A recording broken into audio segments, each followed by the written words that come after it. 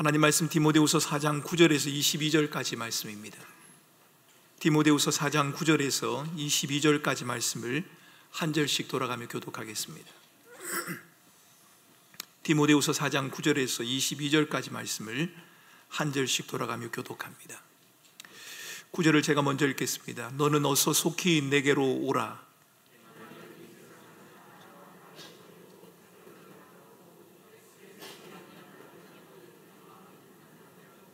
누가만 나와 함께 있느니라. 내가 올 때에 마가를 데리고 오라. 그가 나의 일에 유익하니라. 내가 올 때에 내가 들어와 가보의 집에 둔 겉옷을 가지고 오고 또 책은 특별히 가죽 종이에 쓴 것을 가져오라.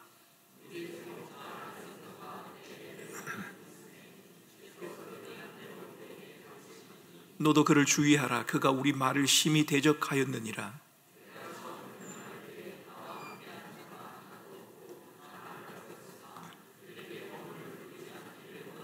주께서 내 곁에 서서 나에게 힘을 주시면 나로 말미암아 선포된 말씀이 온전히 전파되어 모든 이방인이 듣게 하려 하심이니 내가 사자의 입에서 건짐을 받았느니라.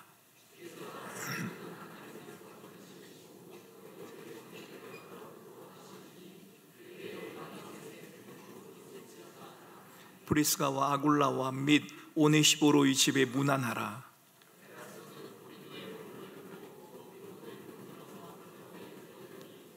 너는 겨울 전에 어서 오라. 으블로와 부데와 리노와 클라우디아와 모든 형제가 다 내게 문안하느니라.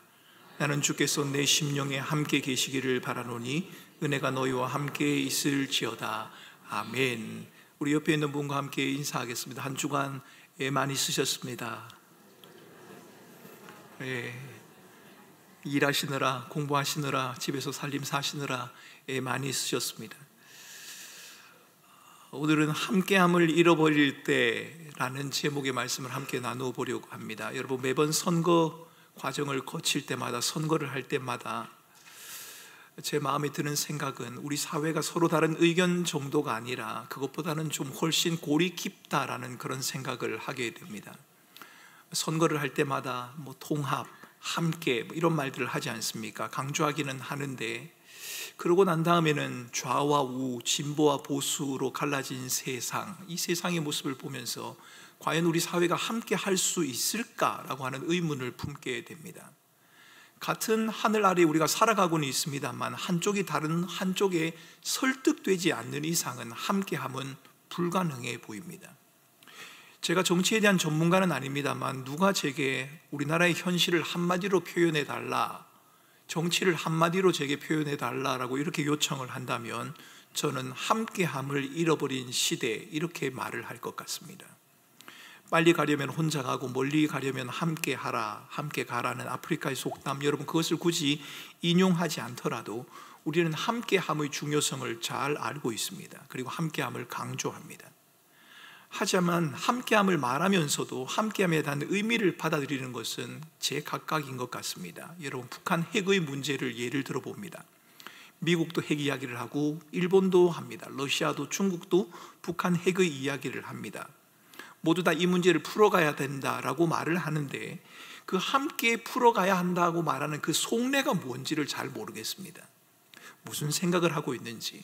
지금 우크라이나에 전쟁이 있습니다. 이스라엘에도 지금 거의 전쟁이 전쟁이라고 할 만큼 버거운 일들이 벌어지고 있지 않습니까? 그 상황을 두고도 나라와 관계없이 모든 나라들이 이 문제를 함께 풀어야 한다, 협력해야 한다라고 그렇게 말을 합니다. 그런데 그 함께함에도 역시 자기 나름의 이익이 있는 것 같다는 겁니다. 함께라고 하는 말, 여러분 사전에 찾아보면 이렇게 되어 있습니다. 어떤 뜻이나 행동 또는 자신의 뜻이나 행동 따위를 동일하게 가지는 것, 어떤 뜻이나 행동을 동일하게 가지는 것, 같이 가지는 것을 말합니다. 많은 경우에 함께함이라는 말의 의미는 사전에 그 본래의 뜻을 제대로 반영하지는 못하는 것 같습니다. 우리들의 삶에 있어서 그렇다는 겁니다. 혹시 여러분 투게더 아이스크림을 아십니까? 우리 친구들은 이 투게더 아이스크림을 잘 모를 수도 있고 별로 맛이 없다고 안 먹을 수도 있지만 예전에는 이 투게더 아이스크림이 굉장히 맛이 있는 아이스크림이었습니다. 저는 지금도 좋아합니다. 그런데 여러분, 이 투게더 아이스크림의 노래가 있습니다. 선전, 여러분 혹시 기억하십니까? 엄마 아빠도 함께 투게더 이렇게 합니다. 온 가족이 함께 투게더. 그게 노래입니다. 제가 뭐 여기서 부를 수는 없습니다만, 여러분 얼마나 멋있는 가사입니까? 엄마 아빠도 함께 투게더, 온 가족이 함께 투게더. 너무 좋지 않습니까? 그런데 여러분, 저는 이 아이스크림을 좋아해서 부모님이 제게 이 아이스크림을 사오라고 하면 참 신났던 기억이 납니다. 그런데 막상 아이스크림을 사와서 상위에 올려놓으면 여러분, 투게더라고 하는 의미는 사라지고 맙니다. 저희 어머니, 아버지가 예를 들어서 큰 스푼으로 아이스크림을 한 스푼 붓습니다. 그럼 제가 뭐라고 말할까요? 왜 그렇게 크게 먹느냐고, 나는 먹을 게 하나도 없지 않느냐고 그렇게 말을 합니다. 그래서 침 묻은 숟가락으로 가능한 빨리 그 아이스크림을 남이 먹지 못하도록, 누나가 먹지 못하도록, 엄마 아빠가 먹지 못하도록 하는 그 일을 제가 한단 말입니다. 투게더 아이스크림 앞에서 투게더가 아닙니다. 내가 많이 먹어야 되기 때문에 그런 겁니다. 함께함이라는 주제를 두고 벌어지는 크고 작은 현상들, 여러분 투게더 아이스크림을 두고 벌어지는 이런 현상들, 이건 작은 일이겠지요. 이런 일들을 보면서 함께함을 강조하는 것, 함께함이 중요하다라고 하는 것과 실제 함께한다는 것은 좀 다른 차원의 문제인 것 같다는 생각을 해보게 됩니다. 여러분, 원래 우리 교회의 표가 함께입니다. 주님과 함께, 모두 함께, 이웃과 함께. 여러분, 이 순서를 잘 기억을 하셔야 합니다. 이 순서가 바뀌면 안 됩니다. 주님과 함께, 모두 함께, 이웃과 함께입니다. 여기서 모두란 것은 교회를 말합니다. 주님과 함께 개인의 신앙 고백을 말합니다. 개인의 경건 생활을 말합니다. 저는 우리 교우들이 이 부분에서 최선을 다하고 있다고 믿습니다. 개인적인 경건을 위해서 기도하기 위해서 여러분 이 자리에 나오신 것 아닙니까? 이 자리에 나오지 못한 분이라고 하더라도 영상을 보면서 함께 기도하는 일에 참여하고 있는 우리 교우들의 열심, 여러분 저는 참 존중하고 칭찬하고 싶습니다. 교회 공적인 기도의 주일 예배를 통해서 부족함이 없다, 경건 훈련에 있어서는 부족함이 없다, 개인적으로 나름대로 경건의 훈련을 하고 있다, 저는 그렇게 말할 수 있을 것 같습니다. 하지만 개인의 경건을 강조하는 주님과 함께와는 달리 이 모두 함께라고 하는 부분은 우리에게 참 부담이 됩니다. 특히 나와 생각이 다르고 스타일이 다른 사람과 함께 한다는 것, 여러분 이것은 결코 쉬운 일이 아닙니다. 설령 믿음의 고백이 같다고 해도 어렵습니다. 저는 우리가 함께함을 중요시하면서도 함께함의 어려움을 겪는 데는 두 가지의 이유가 있다고 생각을 합니다. 함께함이 중요하다는 것에 동의를 합니다. 함께해야 한다는 것에서도 뜻을 같이 합니다. 그런데 함께함이 어려운 데는 두 가지의 이유가 있는 것 같습니다. 첫 번째는 내가 원하고 바라는 대로 하기를 원하는, 내가 익숙한 대로, 내가 생각한 대로, 내가 해온 대로 하고 싶어 하는 우리의 본성 때문에 그런 겁니다. 우리의 살아가는 삶의 습관, 어떤 직업, 스타일 이런 것들 말입니다. 여러분 제가 목회한 지가 그렇게 오래되진 않습니다만은 그래도 교회 안에서 당회를 하고 재직회를 하고 또 여러 회의를 해보면 다양한 직군들을 만납니다. 어떤 분은 연구원, 어떤 분은 회사원, 어떤 분은 선생님, 교수님, 은행에 계신 분도 계시고요. 각기 다 있습니다. 그런데 여러분 일을 처리하는 방식이 다 다릅니다. 다 다릅니다. 누가 옳고 그르냐를 떠나서 생각하는 것도 좀 다르고 뭔가를 결정하는 의사결정의 체계도 좀 다른 것 같습니다. 익숙한 것이 있으니까요. 해왔던 것이 있으니까요. 이것은 잘잘못의 문제는 아닙니다. 내가 해왔던 것, 내가 익숙한 것을 하려는 것이 뭐가 잘못이겠습니까? 우리는 함께함을 내가 원하는 것을 이루는 방편으로 여기는 경향이 있다는 겁니다. 내게 익숙한 것을 하고 싶어 합니다. 가족에서도 마찬가지죠. 부모와 자녀 간에 있어도 마찬가지입니다. 이런 경우에 우리가 쓰는 말이 동상이몽이라고 하는 말입니다. 같은 자리에 앉아 있지만 서로가 다른 꿈을 꾸고 있습니다. 다른 생각을 가지고 있다는 겁니다. 물리적으로 한 자리에 있으면서도 전혀 다른 꿈을 꾸는 것, 우리는 모두가 자기가 하고 싶고 자기에게 익숙한 것, 자기가 잘하는 것을 선택하려고 하는 본성을 지니고 있습니다. 누군가가 나빠서 그런 것이 아니라 그것이 우리의 본성입니다. 이런 분위기 속에서 함께함의 중요성은 내게 유익이 되느냐, 내게 좀 더 익숙한 것이 되느냐, 내 스타일인가 아닌가에 대해서 따라서 결정이 되어집니다. 그래서 이제 요즘은 남을 위해 함께 한다는 것, 이것이 굉장히 특별한 일로 여겨지는 것 같습니다. 여러분, 함께함이 어려운 또 두 번째 이유는 우리의 본성 때문이기도 하지만, 함께함을 목적이 아니라 뭔가를 이루는 수단으로 쓰려고 하기 때문에 그런 걸 겁니다. 여러분, 다다익선 무슨 말인지 아십니까? 많을수록 좋은 것 아닙니까? 많을수록 좋다는 겁니다. 많은 것을 통해서 힘을 발휘하고 내가 원하고 생각하는 것을 이루어낼 수 있다. 이럴 때 함께 한다는 것, 많이 모인다는 것은 목표가 아닙니다. 내가 원하는 것을 이루기 위한 수단이지 않습니까? 한 사람보다는 두 사람이, 두 사람보다는 세 사람이 모이면 더 큰 일을 할 수 있다. 우리는 그렇게 생각을 합니다. 함께 모여서 아무것도 하지 않으면 뭔가 낭비하는 것 같지 않습니까? 예전에 우리가 데이트를 하게 되면 아무것도 하지 않아도 얼굴만 바라보아도 괜찮던 그런 시절이 다들 있었을 겁니다. 우리 학생들은 조금 있으면 있을 거고, 아무것도 안 했는데 그저 보기만 해도 좋은 그런 시절 말입니다. 그런데 함께함을 목적을 이루기 위한 수단이나 목표를 이루는 방편으로 이해하는 그런 경우도 있습니다. 함께하는 그 자체가 이유가 아니라 이 함께하는 것을 통해서 뭔가를 이루려고 하는 겁니다. 이런 경우에는 어떻게 되나요? 내가 하려고 하는 것에 별로 도움이 되지 않거나 함께함의 과정에서 추구하던 그 목표에 도달하지 못할 상황이 되면 함께했던 사람도 함께하지 않을 수 있습니다. 왜요? 함께하는 게 목표가 아니고 뭔가를 함께함을 통해서 뭔가를 이루는 것이 목표이기 때문에 그런 겁니다. 이런 경우에 함께함에 도움이 되지 못하면 아무것도 아닌 것처럼 내팽개쳐지거나 버려질 수도 있겠지요. 우리는 오늘 본문 속에서 함께함을 아무것도 아닌 것처럼 여긴, 그것으로 인해서 내팽개쳐진 사람들, 그로 인해서 허전함과 외로움을 경험하고 있는 한 사람을 만납니다. 여러분, 바울과 함께했던 모든 사람들이 다 떠나가 버렸습니다. 육신의 한계를 지니고 있는, 물리적인 육체를 가지고 있는 우리가 헤어진다는 것, 여러분, 이것은 어쩔 수 없는 일일 겁니다. 만남은 이별을 위한 것이다, 그런 말이지 않습니까? 만남은 이별을 위한 것이다. 언젠가는 모두가 다 헤어지는 것이 당연한 일입니다. 하지만 본문에서 바울을 떠나고 있는 사람들은 이런 물리적인 한계, 육체적인 한계, 죽음이나 여행과 같은 이유 때문에 바울을 떠난 것이 아니었습니다.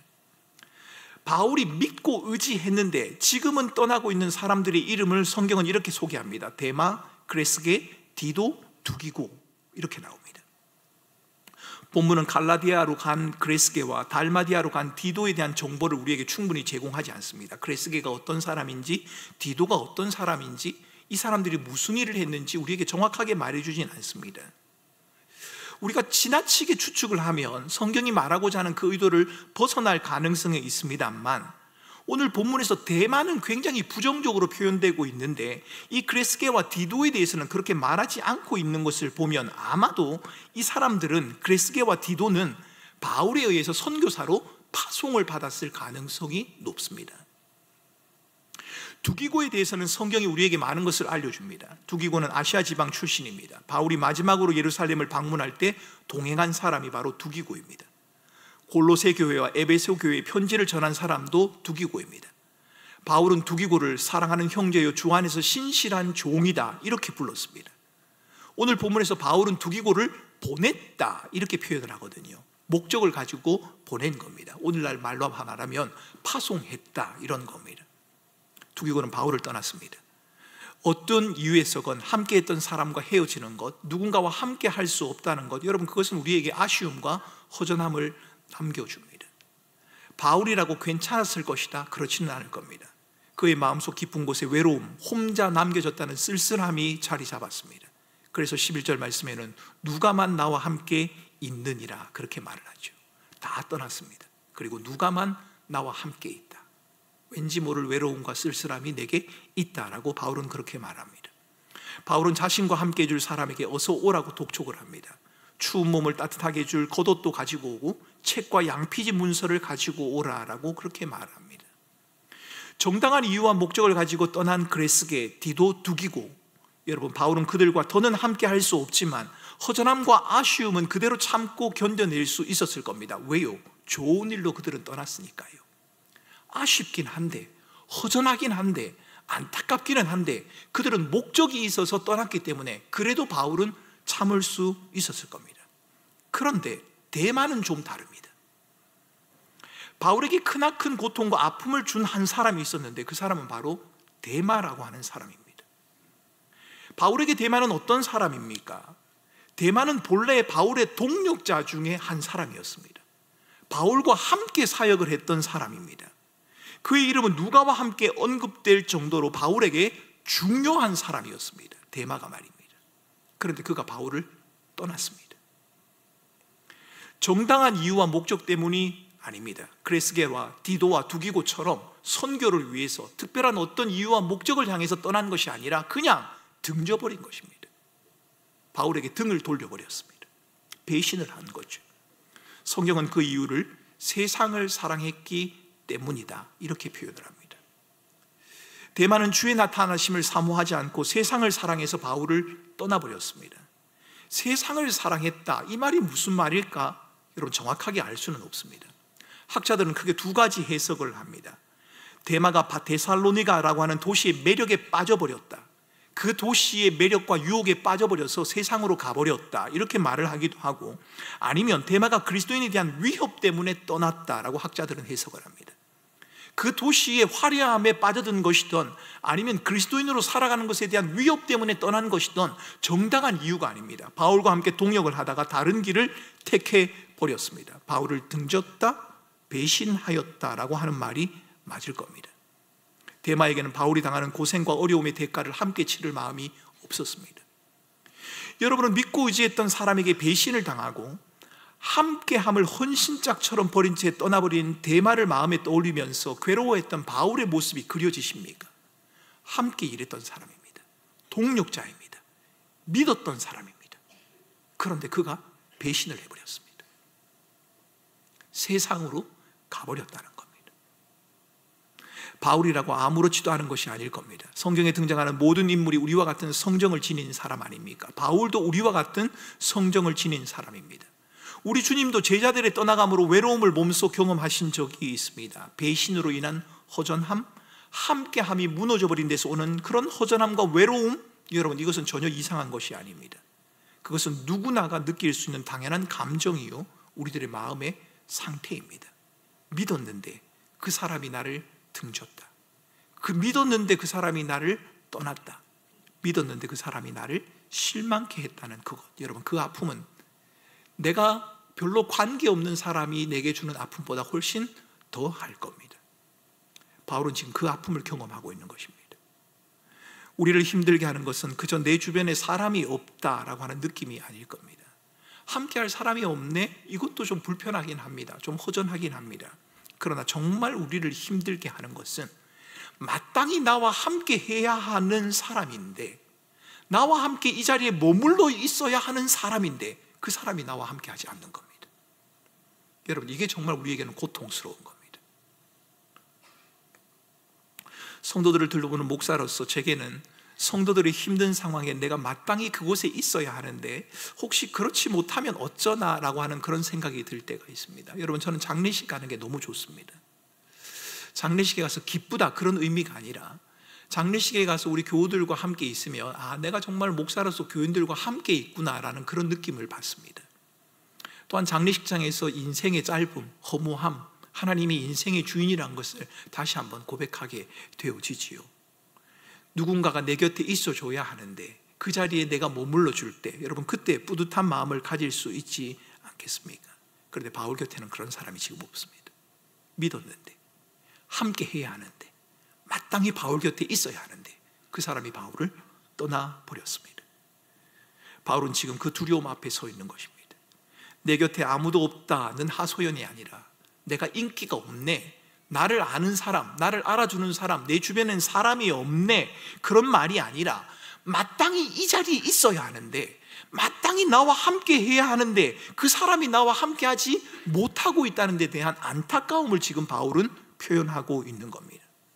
바울은 자신의 심경을 이렇게 토로합니다. 16절 말씀에 이렇게 말하죠. 내가 처음 변명할 때 나와 함께 한 자가 하나도 없고 다 나를 버렸다라고 말입니다. 바울이 말하는 처음 변명할 때가 바울의 1차 감옥에 갇혔을 때인지 아니면 두 번째 감옥에 갇혀서 처음으로 신문을 받을 때인지 언제인지는 잘 모르겠습니다만, 분명하진 않습니다만 확실한 것은 그는 지금 사람들로부터 버려진 상태에 있다는 겁니다. 왜 내 주변에 사람이 없지? 나를 알아주는 사람이 아니라 마땅히 나와 함께 이 자리에 있어야 하는 사람인데 왜 그 사람이 지금 이 자리에 없는 거지? 라고 말하는 겁니다. 여러분, 이런 생각이 납니다. 제가 아는 선배 목사님이 계신데요, 목사님 사모님이 어릴 때 아이를 외국에 보냈답니다. 외국에 보내서 공부를 시키는 것이 도움이 되겠다 싶어서 아이를 어릴 때, 아주 어린 나이 때 외국에 공부를 하러 보냈답니다. 근데 이 딸이 대학을 졸업하고 한국으로 와서 그러더랍니다. 목사님 사모님을 향해서, 엄마 아빠는 내가 아플 때 어디 있었나요? 내가 아플 때 엄마 아빠가 어디 있었어요? 라고 이렇게 질문을 하더랍니다. 여러분, 내가 마땅히 있어야 하는 그 자리에, 아니 그 사람이 내 곁에 있어줘야 한다고 생각했는데 그 사람이 내게 있지 않을 때 찾아오는 실망감, 허전함, 외로움, 바울은 지금 그 마음을 토로하고 있는 것입니다. 물리적으로 실제 바울과 함께한 사람이 없었을 수도 있고, 물리적으로는 함께하지만 그 누구도 바울의 편에 서지 않았을 수도 있습니다. 그는 사람들로부터 아무런 지원을 받지 못하고 있는 절망 속에 있습니다. 마땅히 그 사람이 거기 있어야 하는데 그 사람의 얼굴이 보이질 않습니다. 왜 그 사람이 없지? 왜 그 사람이 여기 있어야 하는데 없지? 라는 겁니다. 아니, 그들은 모두 바울을 버리고 떠나버렸습니다. 바울이 겪고 있는 상황과 아픔은 오늘을 살아가는 저와 여러분의 비극이기도 합니다. 군중 속의 고독이라는 말을 굳이 사용하진 않더라도 사람들은 이 같은 외로움, 고독과 싸우며 하루하루를 살아갑니다. 이것은 세상의 비극일 뿐만 아니라 오늘날 교회의 비극이기도 합니다. 어떤 분이 이렇게 표현을 했습니다. 함께 있지만 함께하지 못하는 곳, 그곳이 교회다. 여러분, 너무 처절한 표현이지 않습니까? 함께 있지만 함께하지 못하는 곳이 교회다. 너무 가슴 아픈 말입니다. 마땅히 함께해야 할 사람이 함께하지 못하는 현실, 그것이 오늘을 살아가는 저와 여러분들이 세상의 모습이고 어쩌면 우리가 속한 교회의 모습이 될 수도 있습니다. 사람은 있는데 사람이 없습니다. 여러분, 교회가 어떤 곳입니까? 교회는 주는 그리스도시요 살아계신 하나님의 아들이심을 인정하는 믿음의 공동체가 아닙니까? 주가 하나요, 아버지가 한 분이요, 같은 세례를 받았다고 하는 곳, 그곳이 바로 교회이지 않습니까? 그런데 교회 안에서 많은 사람이 여전히 외로움과 고독을 호소합니다. 함께 할 수 없음을 호소하고 있다는 겁니다. 내가 처음 변명할 때 나와 함께 한 자가 하나도 없고 다 나를 버렸다라는 바울의 호소처럼 세상에 맞서 복음으로 버티며 살아가는 그 자리에 함께 해줘야 하는 사람이 없다는 겁니다. 마땅히 그곳에 함께 있어야 할 지체들이 보이지를 않는다는 겁니다. 함께함을 잃어버린 성도들의 외면 속에 많은 이들이 외로움을 경험하며 방치된 채 살아가고 있다. 바울은 지금 그 현실을 지금 우리에게 지적하고 있는 겁니다. 우리는 흔히 외로움을 호소하는 사람들에게 이렇게 말하죠. 하나님이 함께 하실 겁니다. 하나님이 위로하실 겁니다. 라고 말입니다. 그런데 여러분, 홀로 남아 외로움과 허전함을 호소하는 이들에게 하나님이 함께 하실 겁니다, 하나님을 의지하세요, 하나님이 위로하실 겁니다 라고 말 건네는 것, 여러분 그 말로 충분할까요? 물론 그 말은 맞는 말입니다. 틀리지 않는 말입니다. 하나님이 함께 하신다거나 하나님을 의지하라는 말은 조금도 틀림이 없는 정확한 진리입니다. 하지만 그 말이 외로움을 호소하는 이들에게 최선의 것은 될 수 없을 겁니다. 어쩌면 하나님이 함께 하실 겁니다, 하나님을 의지하세요 라고 우리가 그렇게 말하는 그 말 속에는 외로움을 호소하고 있는 그 지체가 당하는 그 고통과 아픔, 외로움의 자리에 더 관여하고 싶지 않은 우리의 마음을 그렇게 합리화해서 표현하는 것일 수도 있지 않을까? 여러분, 그런 생각이 듭니다. 여러분, 그리스도인들이 하는 몇 가지의 거짓말이 있습니다. 대표적인 거짓말인데 첫 번째 거짓말이 뭔지 아십니까? 기도하겠습니다. 기도 잘 안 하지 않습니까? 또 한 가지가 있는데요, 하나님이 함께 하실 겁니다 라고 말을 전하는 겁니다. 하나님이 함께 하신다는 그 말이 거짓말이란 것이 아니라 하나님이 함께 하십니다, 하나님이 위로하실 겁니다 라는 그 말 속에 내가 정말 하나님이 나를 위로한 것처럼 당신을 위로하고 싶습니다 라고 하는 그 진심이 담겨져 있지 않다는 것, 여러분 그것을 말하는 겁니다. 하나님이 우리의 의지가 되지 않는다거나 하나님의 위로로는 충분하지 않다는 말이 아닙니다. 하나님은 우리의 절대적인 위로자가 맞습니다. 하나님은 늘 우리와 함께 하시는 분이고 우리를 홀로 버려두지 않으십니다. 하나님은 변하기 쉬운 인생과 달리, 토라져 버리는 인생과 달리 늘 우리와 함께 하시는 분이 맞습니다. 하나님은 변함없는 우리의 위로자가 되십니다. 하나님의 함께 하심을 잘 잊어버릴 가능성이 있는 이스라엘 백성들에게 하나님은 늘 내가 너와 함께 한다, 내가 너를 도울 것이다, 그렇게 말씀하지 않으셨습니까? 하나님은 외로움과 고독 속에 살아가는 우리의 체질을 누구보다 잘 아셨기 때문에 늘 그렇게 말씀하신 겁니다. 하나님의 함께 하심과 위로하심은 모두가 자신을 떠나 함께함을 잃어버린 바울이 견디고 이기는 결정적인 힘이 되었던 것이 맞습니다. 그러니까 17절에 주께서 내 곁에 서서 나에게 힘을 주셨다, 이렇게 말을 하지요. 하지만 그렇다고 해서 하나님이 함께 하시는 것이 분명하고 하나님이 우리의 절대적인 위로자가 된다고 해서 바울을 개선장군처럼만 생각하는 것은 옳지 않습니다. 바울에게도 고민이 있었고 갈등이 있었습니다. 외로움이 있었고 허전함이 있었다는 말입니다. 그러기에 우리는 바울의 고백을 하나님의 도우심이 아니면, 하나님의 함께 하심이 아니면 외로움으로 인한 고독과 허전함을 결코 견뎌낼 수 없다라고 하는 그 절규, 그 몸부림으로 우리는 이해를 해야 합니다. 아무도 안 도와줘도 하나님만 있으면 나는 된다, 나는 사람이 필요 없다, 그 말이 아니라 내가 처한 형편과 어려움 속에서 하나님이 아니면 나는 아무것도 아닙니다 라고 하는 그 절규와 몸부림을 바울은 지금 고백하고 있다는 겁니다. 함께 해야 할 사람인데 함께 하지 못하는 그 상황이 우리를 얼마나 힘들게 하고 얼마나 불편하게 하는지 우리는 잘 압니다. 하나님은 함께 해야 하는 그 사람을 통해서 하나님의 함께 하심과 하나님의 위로를 드러내고 싶은데 그 사람이 그 자리에 없다는 것이 바울에게는 너무 큰 실망과 낙심과 허전함으로 찾아왔다는 것을 바울은 우리에게 말하고 있는 겁니다. 하나님이 우리의 위로가 맞습니다. 하나님이 우리의 힘이 되는 게 맞습니다. 하나님이 우리의 보호자가 되는 것이 맞습니다. 그런데 또한 하나님은 말씀하시기를 우리를 통해 누군가의 보호와 위로가 되어야 한다고 하나님은 말씀하십니다. 하나님의 보호와 위로와 함께 하심을 저와 여러분들을 통해 하나님은 드러내기를 원하신다고 하나님은 말씀하시는 겁니다. 어떻게 하나님의 함께 하심을 확인할 수 있습니까?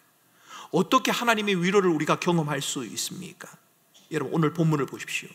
바울은 하나님의 힘주심과 함께 하심을 말하면서 동시에 그와 함께 했던 많은 사람들의 이름을 지금 거론하고 있습니다. 11절에는 이전에는 바울로부터 유익하지 못했던 사람으로 취급받았던 마가라고 하는 사람이 등장을 합니다. 디모데와 함께 19절에는 브리스가, 아굴라, 오네시모라고 하는 이름도 등장을 합니다. 고린도에 머물렀던 에라스도도, 병들어 밀레도에 남아있는 드리보모도 소개되고 있습니다. 우리에게 익숙지 않은 무명의 사람, 으블로, 부데, 리노, 클라우디아와 같은 사람도 등장을 합니다. 여러분, 모든 사람이 자신을 떠나버린 채 함께함을 잃어버린 바울이 허전함과 외로움 중에 그들의 이름을 거명하고 있는 그 이유가 무엇입니까? 나는 하나님이면 족하다, 이렇게 말하면 끝날 텐데 왜 바울이 우리가 들어본 적도 없는, 발음하기도 어려운 이 사람들의 이름을 한 사람 한 사람 다 거명하고 있는 것입니까? 우선 생각할 수 있는 것은 함께함이 물리적인 공유만을 의미하는 것이 아니라는 점입니다. 바울은 지금 진정한 함께함은 물리적인 함께함을 넘어서 심적으로 함께한다는 것을 우리에게 보여주고 있습니다. 여러분, 바울이 지금 거명하고 있는 이 사람들은 물리적으로 지금 바울과 함께하고 있는 게 아닙니다. 바울과는 물리적으로 떠나 있습니다. 그런데 그들에게 안부를 전하고 그들로 인하여 위로를 받고 있는 바울의 모습이 오늘 본문 속에 그려지고 있다는 겁니다. 무슨 말입니까? 그들은 하나님의 함께하심에 대한 증표이자 증거였다는 겁니다. 바울은 하나님의 함께하심을, 하나님의 위로를 그들을 통해 확인할 수 있었다는 겁니다. 그들이 없이는, 그 사람이 없이는 하나님의 함께하심을 확인할 수 없었다, 그런 말이 아닙니다. 하나님이 모든 경우에 사람들을 통해서 하나님의 함께하심을 확인시켜 주시느냐? 그것도 아닙니다. 사람이 없어도 하나님은 하나님의 함께하심을 확인시켜 주실 때가 있습니다.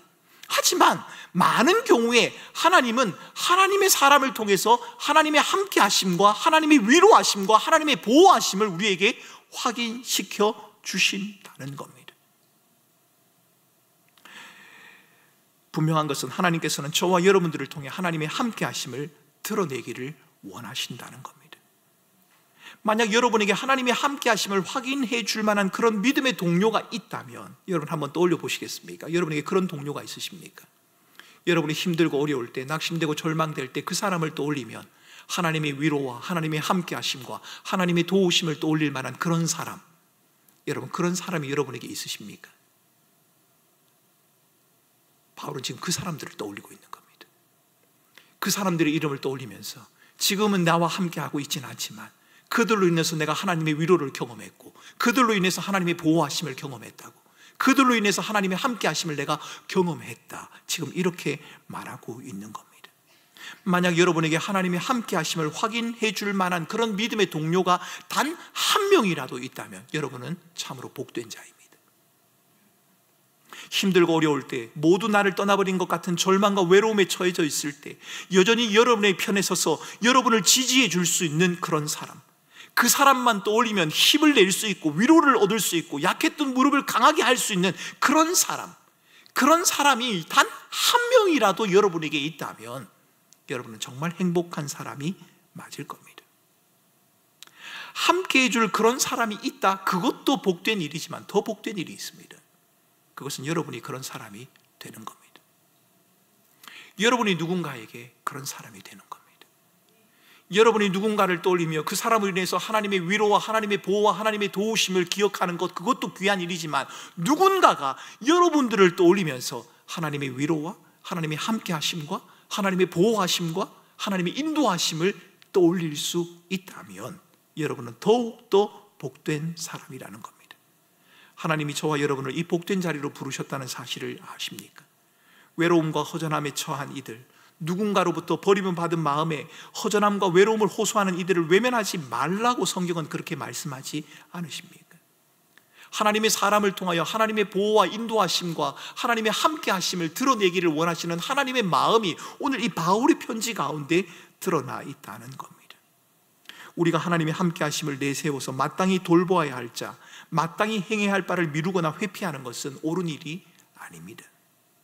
하나님이 함께 하시니까 이렇게 말하면서 마땅히 함께해야 함을 나타내야 하는, 하나님의 함께 하심을 보여야 하는 우리의 마땅히 행해야 하는 의무와 행해야 할 바를 소홀히 여기는 것은 옳은 일이 아니라는 겁니다.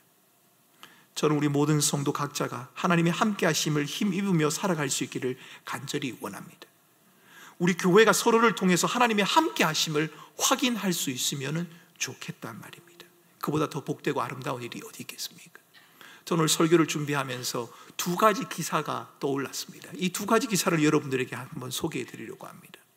한 기사는 빵집에서 길을 잃어버리고 있는 아이를 대하는 한 여자 경찰의 이야기였고요, 또 한 기사는 난민 수용소에 있는 아이의 이야기였습니다. 빵집에서 한 아이가 길을 잃어버렸습니다. 아니, 길 잃어버린 아이가 빵집에 온 겁니다. 엄마를 떠나서 빵을 먹고 싶은 마음에 빵집으로 들어왔는데 엄마를 놓쳐버린 겁니다. 그래서 어디를 가야 할지 어떻게 해야 할지 모르고 발을 동동 구르고 있는 그 아이, 모든 사람들이 이 아이가 왜 저러고 있느냐라고 그냥 보고 있을 때 그 빵집에 들어간 한 여자 경찰이 이 아이를 유심히 살폈습니다. 이 여자 경찰이 길을 잃어버린 아이들을 찾아주는 그 일을 하고 있었던 모양입니다. 그래서 이 아이를 유심히 바라보면서 이 아이에게 다가가서 엄마를 잃어버렸는지를 확인을 했습니다. 그리고 이 아이를 꼭 안아줬답니다. 그리고 이 아이의 손을 잡고 엄마를 찾아서 나섰습니다. 얼마 지나지 않아서 아이를 잃어버렸다라고 라는 신고를 받고 이 아이를 찾아다니는 경찰을 만나게 되었고, 그 경찰을 통해서 엄마에게 이 아이를 인계했다라고 하는 기사가 인터넷에 올라왔습니다. 그냥 지날 수 있을 겁니다. 예사롭게 둘 수 있었을 겁니다. 그런데 그 경찰의 관심이 그 아이를 향했다는 것, 여러분 그것이 제게는 너무 인상적이었습니다. 또 한 기사는 난민 수용소의 아이였습니다. 아마 여러분이 보신 적이 있을 겁니다. 난민 수용소 바닥에 엄마를 크게 그렸습니다. 그리고 그 속에 웅크리고 잠이 든 아이의 모습이 여러분 인터넷에 올라온 적이 있습니다. 지금도 아마 검색하면 있을 겁니다. 난민 수용소에 간 아이가 땅바닥에 엄마를 그린 겁니다. 그리고 그 엄마 품속에 들어가서 이렇게 웅크리고 잠이 들었습니다. 내전에서 엄마를 잃고 그림 속 엄마의 품에 누워서 잠든 그 아이의 모습, 왜 그랬을까요? 엄마와 함께 하고 싶은 그 마음 때문이었을 겁니다. 그림 속 엄마를 통해서라도 안정감을 누리려고 하는 그 갈망 때문이었을 거라는 겁니다. 그려진 엄마를 통해서라도 함께함을 확인하고 싶어하는 그 아이처럼, 엄마를 잃어버린 채 발을 동동 굴고 있는 그 아이를 향해서 남다른 관심을 가졌던 그 경찰처럼 여러분, 교회가 그런 곳이어야 하지 않겠느냐 말입니다.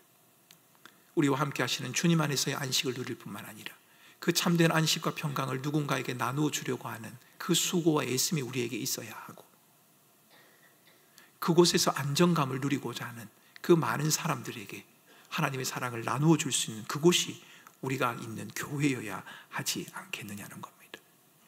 함께함에 목말라는 세대, 함께함을 잃어가는 세상 속에서 함께 하시는 하나님을 힘입어 살아가는 성도들, 서로를 통해 하나님의 함께 하심을 확인하고 세상을 향해서 하나님의 함께 하심을 보여줄 수 있는 곳, 여러분, 이곳이 바로 교회여야 한다. 여러분, 저는 그렇게 생각합니다. 여러분, 함께 한다는 것 정말 쉬운 일이 아닙니다. 더불어 함께 지어져 가는 것, 여러분, 그 어떤 것도 쉬운 일이 아닐 겁니다. 그런데 여러분, 이것을 꼭 기억을 하셔야 합니다. 성경은 우리가 그리스도 예수 안에서 이미 하나가 된 자들이라고 그렇게 말합니다. 우리에게 너희가 하나가 되라 이렇게 말씀하지 않으시고 성령의 하나 되게 하심을 힘써 지키라 이렇게 말을 합니다. 여러분, 이 지킴의 과정은 결코 쉽지 않을 겁니다. 많은 수고와 애씀이 필요하고, 때로는 결단이 필요하고, 때로는 관용이 필요하고, 작은 일에서부터의 실천이 필요할 겁니다. 완전하고 완벽한 함께함을 이 땅에서 누릴 수 있을까? 그렇지 않을 수도 있을 겁니다. 우리가 다 연약한 육신을 지니고 있기 때문에 가정에서도 그렇지 못한 경우가 있을 겁니다. 남편과 아내 사이에서도 그럴 거고, 부모와 자녀 간에도, 성도와 성도 간에도 함께 할 수 없을 것 같은 그런 마음을 가질 수가 있을 겁니다. 그런데 여러분, 이 사실을 꼭 기억을 하셔야 합니다. 그럼에도 불구하고 이미 주께서 우리를 하나로 부르셨기 때문에 함께함을 이루고자 하는 그 부담감이 우리의 마음을 자리 잡아야지 우리는 더 이상 하나가 아니라고 하는 그렇게 우리의 마음에 스스로 속단하고 단정하는 마음을 우리는 경계해야 한다는 겁니다. 부족할 수 있습니다. 힘이 들 수 있고 시간이 걸릴 수도 있습니다. 그러나 함께함을 통해 우리는 하나님의 사랑을 확인하고 함께함을 통해 하나님을 세상에 보여줄 수 있다. 성경은 그렇게 말합니다.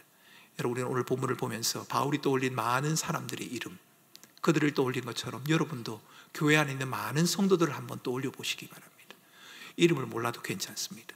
그들이 우리와 하나입니다. 그리스도 예수 안에서 한 지체로 부름을 받은 자들입니다. 이들과 함께 어떻게 하나님의 나라를 이루어갈까? 누군가를 기억할 때 하나님의 위로와 사랑과 보호하심을 기억할 수 있는 것처럼 누군가가 내 얼굴을 떠올리면서 하나님의 위로와 사랑과 보호하심과 인도하심을 경험할 수 있으면 얼마나 좋을까? 그런 기대와 그런 마음들을 저와 여러분들이 마음에 간직할 수 있으면 좋겠습니다. 그 마음을 놓치지 않고 믿음으로 우리의 하나됨을 힘써 지켜나가는, 또 믿음의 삶을 살아가는 우리 사랑하는 성도들이 되실 수 있기를 주님의 이름으로 축원합니다.